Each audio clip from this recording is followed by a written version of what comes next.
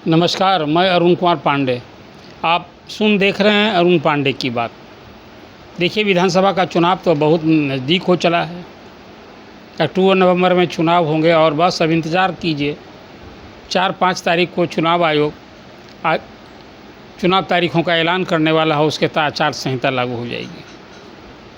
तो चुनाव की सरगर्मी तो अभी से परवान चढ़ा है। आज ही आज़ादी के बाद पहली बार कांग्रेस की केंद्रीय कार्यकारिणी, जिसको CWC कहते हैं, उसकी पहली बार आज़ाद भारत में पटना में बिहार में पहली बैठक हुई है। इसके पहले 1940 में हुआ था और बिहार में 1962 में AICC हुआ था, कांग्रेस का महाधिवेशन हुआ था, जब संयुक्त बिहार हुआ करता था रामगढ़ में, जो अब झारखंड में है। तो चुनाव के पहले ये कांग्रेस की जो CWC की आज बैठक हुई कांग्रेस के प्रदेश मुख्यालय सदाकत आश्रम में, पूरे दिन गहमा गहमी। और कहिए राजधानी पटना आज खास करके जो लुटियंस जोन कहते हैं, वो तो आज कांग्रेस के झंडे से पटा भरा था। सदाकत आश्रम से लेकर अबीरचंद पटेल तक, मतलब वो एक निजी होटल है चाणक्य होटल, वहाँ तो अब अंत में पार्टी की ओर से प्रेस कॉन्फ्रेंस आयोजित की गई थी, जिसमें राहुल गांधी, तेजस्वी यादव भी और कांग्रेस के नेताओं ने संबोधित किया। लेकिन ये बैठक का एक बड़ा महत्व है। और तब जबकि बिहार में चुनाव होने जा रहे हैं, इसके पहले अगस्त महीने में ही राहुल गांधी ने 17 अगस्त से 15 दिन बिहार में प्रवास करके यात्रा की थी। और इस यात्रा में कोई 25 से अधिक जिलों में 1300 किलोमीटर की यात्रा की। वो था वोटर अधिकार यात्रा। इसके बहाने नरेंद्र मोदी की सरकार, प्रधानमंत्री और चुनाव आयोग निशाने पर रहा। कांग्रेस का यह आरोप है कि भाई बिहार में जो SIR हुआ, मतदाता सूची का सघन पुनरीक्षण कराया गया, ये वर्चुअली वोट चोरी करने का एक प्रयास ही है, जिसमें 65 लाख मतदाताओं के नाम हटा दिए गए। हालांकि फिर बाद में जो आयोग ने डेट दिया, उसमें 16 लाख नए मतदाता ने नाम जोड़ने के लिए आवेदन किया है, लेकिन फिर भी 3 लाख और मतदाताओं के नाम काटने की बात थी। तो अब कुल मिलाजुला कर इंतज़ार कीजिए, 30 सितंबर को जब मतदाता सूची का अंतिम प्रकाशन हो जाएगा तो कितने मतदाता रहे, ये आपके सामने वो दृश्य सामने होगा। लेकिन आज तो मैं आपसे कांग्रेस की जो CWC की बैठक हुई उसको लेकर चर्चा करने के लिए बैठा हूँ। ये जब चुनाव के पहले बैठक हुई तो इसका एजेंडा क्या था? एजेंडा था बिहार में महागठबंधन की सरकार बनाना। और कांग्रेस तो बिहार में अपनी खोई ज़मीन की वापसी के लिए पुरजोर कोशिश में लग रही, अभियान तेज कर दिया है। आज कार्य समिति की बैठक में सिर्फ प्रियंका गांधी नहीं थी, लेकिन पूरा लौ लश्कर के साथ कांग्रेस शासित राज्यों के मुख्यमंत्री, प्रदेश अध्यक्ष और विधायक दल के नेता सभी शरीक थे आज। और उस बैठक में सोनिया जी नहीं आई, गहलोत नहीं आए और प्रियंका नहीं आए। ये 3 ही प्रमुख चेहरे नहीं आए थे। और 26 सितंबर को तो प्रियंका गांधी आ रही हैं मोतिहारी, ये पहले से प्रोग्राम है। लेकिन आज की बैठक में कांग्रेस ने जो एजेंडा तय किया है, ये चुनाव में फिर जाति और आरक्षण, यही मुद्दा पर लगता है कि बिहार में महागठबंधन नीतीश की सरकार को, NDA की सरकार को घेरने का भरसक प्रयास करने वाली है। और उसमें ये आपको मालूम है कि नीतीश कुमार ने सरकारी खजाने से आज़ादी के बाद पहली बार कोई राज्य ने 500 करोड़ खर्च करके यहाँ जातीय जनगणना कराई है, जिसमें बिहार में जो 215 जातियाँ हैं उसके बारे में रिपोर्ट दी कि किस जात की कितनी आबादी है। मैं इसलिए बात कर रहा हूँ कि अब जाति की राजनीति यही होगा बिहार में, आरक्षण का मुद्दा होगा, यही होगा बिहार में। आपको याद होगा 2015 में इसी आरक्षण की समीक्षा करने की बात की थी RSS प्रमुख मोहन भागवत ने। तो खासकर लालू प्रसाद उसको ले उड़े थे कि वही RSS की सह पर भाजपा आरक्षण समाप्त करने वाली थी। तब नीतीश कुमार साथ थे। उन्हें एक तरह से कहिए पिछड़ों की गोलबंदी हो गई। रिजल्ट आया सामने, जो आपको याद होगा कि नीतीश कुमार और लालू प्रसाद मतलब राजद जदयू की सरकार बनी, कांग्रेस भी साथ थी। और भाजपा को विपक्ष जो सत्ता में आने की लालसा पालकर चुनाव लड़ी थी, वो 54 सीट पर सिमट गई थी। लेकिन इस चुनाव में फिर एक तरह से आरक्षण का मुद्दा जाग उठा है और इसमें और अति पिछड़ों को साधने के लिए कांग्रेस ने आज एक संकल्प पत्र जारी किया। और प्रेस कॉन्फ्रेंस में तेजस्वी यादव थे और अति पिछड़ी की आबादी बिहार में कोई 36% है, 112 जातियां हैं और पिछड़ों की आबादी है 27%, मतलब 63% पिछड़े अति पिछड़े हैं। ये इस तरह का वर्गीकरण सिर्फ बिहार में है पिछड़े अति पिछड़े का, और पूरे देश भर में तो सिर्फ ओबीसी कहलाती है अन्य पिछड़ी जातियाँ। तो खैर, अब पिछड़ी जाति के लिए जो लोक लुभावन कुछ फैसले लिए गए हैं, पहले उसकी जानकारी मैं दे दूँ। वो सब प्रमुख क्या है कि यदि बिहार में महागठबंधन की सरकार बनी तो 25 करोड़ के सरकारी ठेके में अति पिछड़े और ST SC को 50% आरक्षण मिलेगा। इसके साथ जो अन्य 10 प्रमुख फैसले लिए गए हैं, ज़रा उसका उल्लेख मैं करना आपके लिए ज़रूरी समझता हूं कि अति पिछड़ा, जैसे अनुसूचित जनजाति अत्याचार निवारण के लिए कानून बना हुआ है, बड़ा सख्त कानून है, उसी तरह से अति पिछड़ा अत्याचार निवारण के लिए कानून बनाया जाएगा, अधिनियम पारित किया जाएगा। ये पहला आज महागठबंधन की ओर से घोषणा की गई है। बच्चू ये चुनावी वायदा ही इसको आप कह सकते हैं, ये मैनिफेस्टो है महागठबंधन का। अभी अति पिछड़ा वर्ग के लिए पंचायत तथा नगर निकाय में वर्तमान में अभी 20% का आरक्षण अति पिछड़ों के लिए, उसको बढ़ाकर 30% किया जाएगा। ये मंशा है कि भाई जिसकी जितनी आबादी उतनी मिले हिस्सेदारी। इसी स्पिरिट को लेकर के ये सब कुछ करने के लिए अति पिछड़ी जाति को, जो अब तक नीतीश कुमार ने लालू प्रसाद से विरोध की राजनीति में अति पिछड़ों को एक अपना वोट बैंक बनाया साधा, और वो नीतीश कुमार आज 9 बार CM बने हैं, उसमें एक प्रमुख है अति पिछड़ी जातियों का समर्थन। तो अति पिछड़ी जाति है टारगेट है कि उसको साधना है महागठबंधन ने। तीसरा फैसला है कि आबादी के अनुपात में आरक्षण की जो 50% की सीमा है उसको बढ़ाने हेतु विधानमंडल में कानून बनाया जाएगा और फिर संविधान की 19 सूची में शामिल करने के लिए केंद्र सरकार को भेजा जाएगा। आपको याद होगा कि जब राजद और जदयू की सरकार थी उस समय यहाँ 75% आरक्षण बिहार में लागू कर दिया, मतलब 10% जो सामान्य जाति गरीब सवर्णों के लिए जो आरक्षण है उसको जोड़कर 65%, मतलब पिछड़े अति पिछड़ी जाति के लिए आरक्षण की बात की। तो इसको फिर से ये भरोसा दिलाया है, वादा किया है, घोषणा की है कि इस आरक्षण को हम बढ़ाएंगे। आरक्षण की जो 50% की सीमा अभी है इसको तोड़ देंगे हम।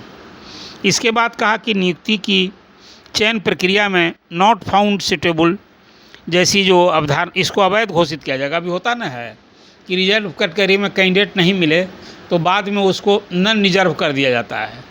तो कहा कि इसको हम समाप्त करेंगे। अब जो जिस कैटेगरी के लिए रिजर्व है वो उसके लिए सुरक्षित रहेगा। एक बड़ा फैसला है ये। अति पिछड़ा अनुसूचित जाति जनजाति तथा पिछड़ा वर्ग के सभी आवासीय भूमिहीनों को शहरी क्षेत्र में 3 डिसमिल और ग्रामीण क्षेत्रों में 5 डिसमिल आवासीय भूमि उपलब्ध कराई जाएगी। एक बड़ी घोषणा है। यूपीए सरकार द्वारा पारित शिक्षा अधिकार अधिनियम के तहत अब निजी विद्यालयों में नामांकन हेतु आरक्षित सीटों का आधा हिस्सा अति पिछड़ा, पिछड़ी जाति, अनुसूचित जाति, अन्य जाति के बच्चों हेतु निर्धारित किया जाएगा। ये एक बड़ा फैसला है कि अब प्राइवेट इंस्टीट्यूशंस में भी आरक्षण लागू होगा अनुसूचित जाति, जनजाति, अति पिछड़ा पिछड़ों के लिए। अब जो प्रारंभ में मैंने आपसे बात कही कि 25 करोड़ तक के जो ठेके होंगे, सरकारी ठेका या सप्लाई का जो काम होगा, उसमें अति पिछड़ा, अनुसूचित जाति, जनजाति और पिछड़ी जाति के लिए 50% आरक्षण लागू किया जाएगा। संविधान की धारा 15(5) के अंतर्गत राज्य के सभी निजी संस्थानों के नामांकन हेतु आरक्षण लागू किया जाएगा। अब प्राइवेट इंस्टीट्यूशन में न सिर्फ स्कूल, प्राइवेट जैसे कि मेडिकल, इंजीनियरिंग, सब में इस सब में आरक्षण लागू किया जाएगा प्राइवेट इंस्टीट्यूशन में। और आरक्षण की देखरेख के लिए एक उच्च अधिकार प्राप्त आरक्षण नियामक प्राधिकार का भी गठन किया जाएगा। और जातियों के आरक्षण सूची में कोई भी परिवर्तन केवल विधानमंडल की अनुमति से ही संभव होगा। अब एग्जीक्यूटिव ऑर्डर से नहीं होगा। ये एक बड़ा फैसला है। आप जानते हैं कि अनुसूचित जाति और जनजाति में तो किसी जात विशेष को शामिल करने के लिए अधिकार सिर्फ केंद्र सरकार को है, राज्य सरकारें सिफारिश भेजती हैं। तो ये तो बहुत ही कठिन प्रोसेस है, ये होता नहीं रहा है। इसको लेकर खासकर नीतीश सरकार में बहुत सारे बहुत सारी राजनीति हुई। आपको याद होगा तत्वा समाज को नीतीश कुमार सरकार ने अति पिछड़ों को सूची से हटाकर अनुसूचित जाति में शामिल किया था, तो इसको सुप्रीम कोर्ट ने नहीं माना और फिर वो अति पिछड़ा जाति में आ गए। इस तरह से कई रद्दोबदल किए गए हैं। कई अति पिछड़ी जाति में और भी कई जातियों को शामिल किया गया है, लेकिन अब ये इसके लिए है कि कानून बना करके करना होगा। तो ये आज का जो कांग्रेस कार्य समिति की बैठक हुई है, CWC की बैठक हुई है, इसमें महत्वपूर्ण फैसला हुआ है और इसको लेकर के ज्वाइंट प्रेस कॉन्फ्रेंस की राहुल गांधी ने और तेजस्वी यादव ने, और कहा कि ये महागठबंधन का एजेंडा है, हम लोग सत्ता में आएंगे तो उस निश्चित रूप से लागू करेंगे।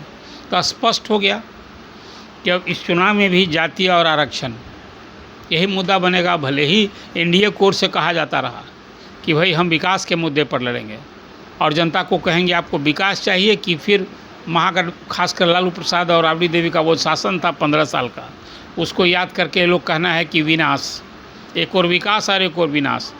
लेकिन अब तो ये तय हो गया है कि बिहार की जो राजनीति होगी फिर जाति आधार पर मतदाताओं की गोलबंदी, जाति आधार पर कैंडिडेट का चयन और फिर जाति का मुद्दा, आरक्षण का मुद्दा फिर से एक बार उछलेगा। अब ये देखना बड़ा दिलचस्प होगा कि इस चुनाव में ये जो जाति की लड़ाई, आरक्षण का मुद्दा जब उछलता है तो इसका क्या असर पड़ता है। ये बात सही है कि जातीय सर्वेक्षण के बाद बिहार में ये पहला चुनाव हो रहा है, तो सबों की निगाह टिकी है। देखिए अब तो जो की स्थिति आ पड़ी है, पहले लालू प्रसाद राबड़ी देवी का शासन और फिर नीतीश कुमार शासन, तो 3 दशक से अधिक, कहिए 35 वर्षों से तो यहाँ पिछड़ी जातियों का नेतृत्व है। तो अब लड़ाई कहाँ है? अब अगले पिछड़े की लड़ाई थोड़े है, अब लड़ाई है पिछड़ा अति पिछड़ा, पिछड़ा बनाम पिछड़ा और पिछड़ा बनाम अति पिछड़ा। तो अभी तो अति पिछड़ा को साधने के लिए उनकी हिस्सेदारी बढ़ाई जाएगी, इसको लोग सारी बातें हो रही हैं। आपको याद होगा अभी इसी आधार पर जन स्वराज पार्टी के नेता प्रशांत किशोर ने भी इस बार उसी ढंग से बात की है कि भाई हम तो जिसकी जितनी आबादी हो हिस्सेदारी को हम सही रूप से अमल करेंगे। तो 18% मुसलमान है तो हम 40 सीट देंगे, अति पिछड़ों की आबादी है 36%, तो 243 सीट पर जन स्वराज अकेले लड़ने वाली है। तो कहा कि हम 70 अति पिछड़ों को टिकट देंगे और आधी आबादी महिलाओं को भी 40। तो यहाँ तो जाति और आरक्षण अब इस चुनाव में यही मुद्दा बनने वाला है। एक बात खास रही कि कांग्रेस की इस कार्य समिति और पिछले दिनों जो राहुल गांधी ने बिहार में यात्रा की, अभी फिर प्रियंका भी आ रही हैं, ये क्या दर्शाता है? ये दर्शाता है कि अब इस बार के चुनाव में कांग्रेस कुछ अपनी ज़मीन भी तलाश रही है, अपने पैरों पर खड़ा होने की कोशिश कर रही है। एक खास बात हुई कि आज सभी नेताओं से पूछा जाता रहा कि भाई इस चुनाव में तेजस्वी यादव CM के चेहरा होंगे कि नहीं होंगे आपकी ओर से, तो सभी नेताओं ने करनी काट ली, किसी ने। लेकिन इसके पीछे की स्ट्रेटजी समझा जा सकता है। देखिए सब सीट की दावेदारी को लेकर सौदेबाजी हो रही है। कांग्रेस 70 सीट पिछली बार लड़ी थी और इस बार भी कोई 70, कम से कम 65 से 70 लड़ने की बात सोच रही है, उससे कम पर वो तैयार नहीं है। एक इस तरह का है, दूसरा है कि अब राजद के भरोसे नहीं।